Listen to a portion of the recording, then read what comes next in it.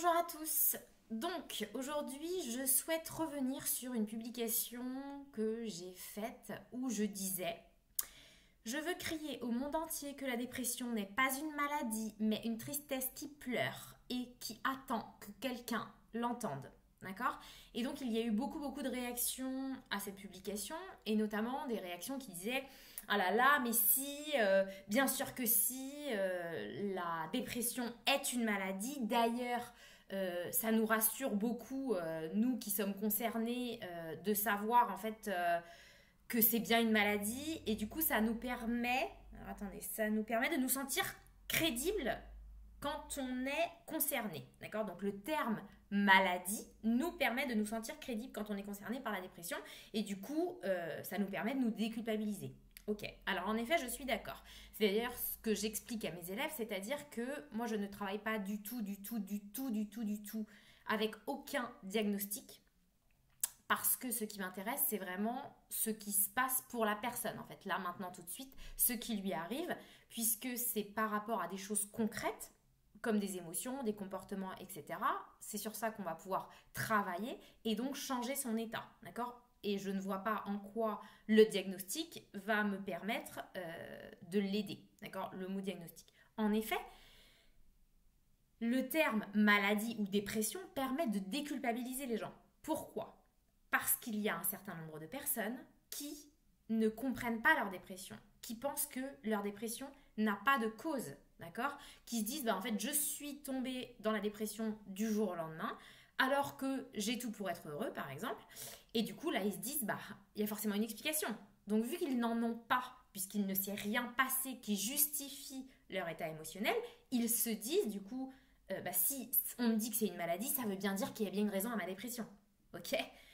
Sauf que pour moi, la dépression n'est pas la cause du mal-être que vous ressentez, en fait. C'est parce que vous avez un mal-être à l'intérieur de vous que vous êtes en dépression. C'est pas dans l'autre sens.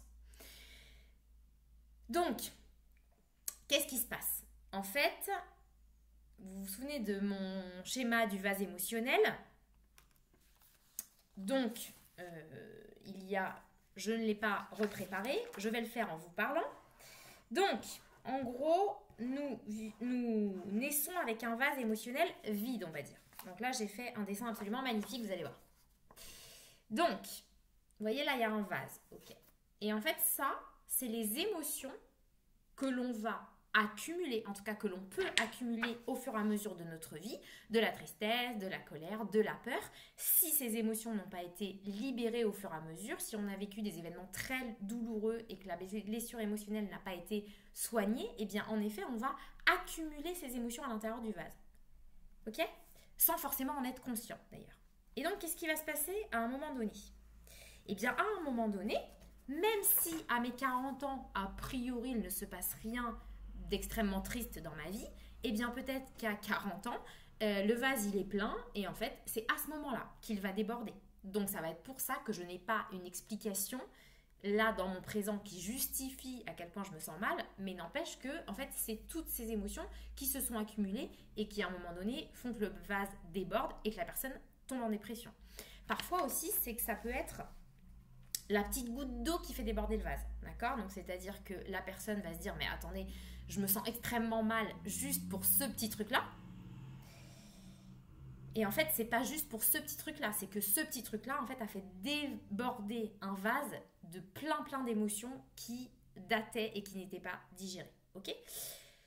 Sachant que dans les événements qui ont mis les émotions à l'intérieur de ce vase, il y a parfois des événements qui sont complètement enfouis, d'accord? Donc par exemple, des gens qui vont dire, en fait, moi j'ai une mélancolie au fond de moi depuis que je suis née, en fait, je suis née avec. Ben non, en fait, il s'est forcément passé quelque chose pour que cette mélancolie soit au fond de vous. Peut-être que vous l'avez occultée, peut-être que vous l'avez enfouie. Mais ce que je veux dire, c'est aussi un message d'espoir, en fait, ce que je suis en train de dire. C'est-à-dire que les dépressions, ça ne tombe pas du ciel, en fait. C'est pas une question de malchance. Ah bah tiens, je suis malade. Mais pas du tout, en fait. C'est-à-dire que si vous retrouvez les événements que peut-être vous avez totalement occultés, qui ont mis ou qui ont participé à mettre ce mal-être à l'intérieur de vous, vous pourrez soigner les blessures émotionnelles et donc vous pourrez totalement vous libérer de ces émotions qui génèrent une dépression. D'accord? même qui génère une dépression beaucoup d'années après. Par exemple, quelqu'un qui n'a pas du tout été écouté, accueilli dans ses émotions en tant qu'enfant, et donc qui a appris à tout cacher, et bien du coup, il peut paraître aller bien ou même se faire croire qu'il va bien pendant des dizaines et des dizaines d'années, et à un moment donné, en fait, le vase est plein, la limite est dépassée du seuil de possibilité de tout contenir à l'intérieur, et du coup, tout sort. Et donc là, les gens vont dire, bah, moi, il n'y a jamais eu de catastrophe dans ma vie. Bah non, il n'y a jamais eu de catastrophe dans ta vie, juste que tu n'as jamais été connecté à ton cœur et que tu as passé ta vie à repousser tes émotions, en fait. Donc ça, c'est une catastrophe en soi, d'accord? Plus des événements qui ont mis de la tristesse, etc., à l'intérieur de la personne. Voilà. Donc déjà, ça, c'est la première chose importante. Mais du coup, moi, avec ma manière de travailler, je n'ai pas besoin d'utiliser le terme maladie pour déculpabiliser les gens qui sont en dépression, puisque, en fait, je les aide à comprendre qu'elle n'est pas tombée du ciel et qu'il s'est forcément passé quelque chose qui a mis les émotions qui font que la personne est en dépression. Et d'ailleurs, souvent, à la première séance, les personnes passent 45 minutes à pleurer de « Ah ok, donc en fait, c'est pas de ma faute, en fait, si j'ai cette sensation de plomb au fond de mon cœur, si j'ai ce mal-être au fond de mon cœur. C'est forcément qu'il s'est passé quelque chose. Mais bien sûr. Et du coup, vous n'êtes pas le problème et vous ne l'avez jamais été en fait. D'accord ? Et donc, je les aide aussi à comprendre que pour s'en sortir et totalement se libérer, eh bien, il va être important de retrouver l'événement pour pouvoir libérer les émotions associées et enlever cet état dépressif. D'accord ? Alors, dans ce que vous m'avez répondu, dans ce que vous avez commenté aussi, vous dites « Ouais, mais en fait, la dépression, ça dure beaucoup plus longtemps qu'un moment de tristesse. » Mais moi, je n'ai jamais dit que c'était un moment de tristesse. J'ai marqué que pour moi, la dépression n'est pas une maladie, mais une tristesse qui pleure. J'ai pas dit un moment de tristesse. D'accord ? Il y a quelqu'un d'autre qui m'a mis « Ce n'est pas une simple tristesse. » Mais dans ma citation, je n'ai jamais dit que c'était une simple tristesse. J'ai marqué « Ça n'est pas une maladie, mais une tristesse. » Mais je veux dire, ça peut être une tristesse que vous pouvez ressentir 24h/24 dans toutes vos cellules, qui plombe absolument chaque seconde de votre journée et de votre vie. Et ça peut être non pas une simple tristesse, mais une tristesse aussi grande qu'un océan en fait. Moi, j'ai pas marqué simple tristesse, petite tristesse, moment de tristesse. Il y a quelqu'un qui met ce n'est pas un état ponctuel comme l'est une tristesse. Mais qui a dit qu'une tristesse c'était un état ponctuel ? Moi, je peux vous présenter un certain nombre de personnes, leur tristesse c'est pas un état ponctuel. Hein. D'accord ? Donc moi, j'ai jamais dit que c'était un état ponctuel. Hein. Et puis, je veux dire, la dépression, il y a quand même des émotions derrière. D'accord ? C'est-à-dire la personne ne va pas bien. Donc c'est bien des émotions qu'il y a derrière. Or, les émotions ne tombent pas du ciel. Alors bien sûr que parfois, en fait, il y a certains enfants, par exemple, qui ont tellement été élevés dans le déni de leurs émotions. D'accord ? Quelqu'un, par exemple, qui a été triste toute son enfance et à qui on a dit « Non, mais en fait, non, tu n'es pas malheureuse. » Parce que tu n'as pas de raison de l'être, donc non, tu n'es pas malheureuse. Et du coup, à ce moment-là, en fait, petit à petit, la personne peut ne plus identifier sa sensation comme une tristesse. Tellement on lui dit que non, en fait, cette tristesse n'est pas là puisque tu n'es pas malheureuse. Et du coup, cette émotion de tristesse est quand même dans le corps. Et du coup, elle va peut-être se transformer en une sorte de sensation, un truc qui plombe en fait. Et d'ailleurs, c'est souvent ce que décrivent les gens qui sont en dépression, quelque chose qui plombe profondément. Et bien sûr qu'ils peuvent parfois ne pas l'identifier comme une émotion à part entière. Mais pourtant, derrière, il y en a forcément une de cachée en fait. Puisque c'est pas de la joie, je veux dire, donc c'est forcément des émotions douloureuses, parfois qui sont difficilement identifiables par la personne, tellement elle n'a pas appris à être à l'écoute de ses émotions, ou tellement elle a appris à repousser ses émotions. Mais je pense qu'il serait quand même très intéressant de se poser une question si vous êtes dépressif. Est-ce que dans ma vie, en fait, depuis que je suis enfant, est-ce que je suis connectée à mon cœur ? Est-ce que je suis à l'écoute de mes émotions ? Est-ce que j'ai passé toute ma vie à repousser mes émotions ? Vous voyez ? Est-ce que j'ai plutôt l'habitude de faire l'autruche avec mes émotions? Bon, bah, si la réponse est oui, voilà, vous avez déjà une réponse. Ok?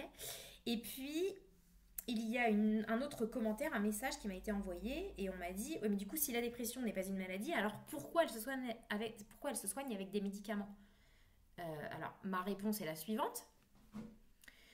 Premièrement, parce que il y a beaucoup de thérapeutes, ou de psychothérapeutes ou de psychiatres qui ne savent pas faire autrement que de donner des médicaments. Je ne dis pas du tout que c'est le cas de tous les psychiatres.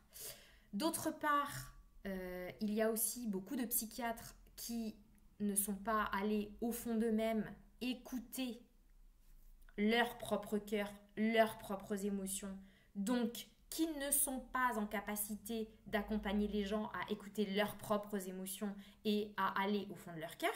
Donc forcément, quand on n'a pas fait pour soi, on ne sait pas comment faire pour accompagner les autres à le faire. Donc bien sûr, là l'option qui reste, c'est de donner des médicaments. Sachant que donner des médicaments, ça sert à quoi? Eh bien, ça sert à... Est-ce qu'il est mon schéma? Je ne sais plus. Vous voyez le schéma de mon vase de tout à l'heure, là, je sais, voilà. Eh bien, les médicaments, ça sert à faire taire, en fait, tout simplement. Donc, bien sûr que ça peut fonctionner momentanément. Et les émotions douloureuses peuvent accepter au bout d'un moment de retourner dans le fond, en fait. Mais tant que vous n'aurez pas regardé la vérité en face et tant que vous n'aurez pas écouté leur message, c'est-à-dire leur message, ça peut être par exemple, tu sais, j'ai beaucoup souffert quand j'étais petite d'avoir été critiquée par mes parents ou plein d'autres choses, d'accord? Ou tu sais, quand tu étais bébé, il t'est arrivé telle chose en fait. Il y a un tel qui t'a fait beaucoup de mal, mais tu l'avais complètement enfoui. Ça peut être le message d'une de vos émotions. Donc tant que ça ne sera pas clairement écouté et identifié, en fait, vous ne serez pas à l'abri de replonger dans un état dépressif, d'où la dépression chronique. Quand le fond du problème n'est pas traité en fait, quand les émotions qui se cachent derrière la dépression ne sont pas complètement libérées.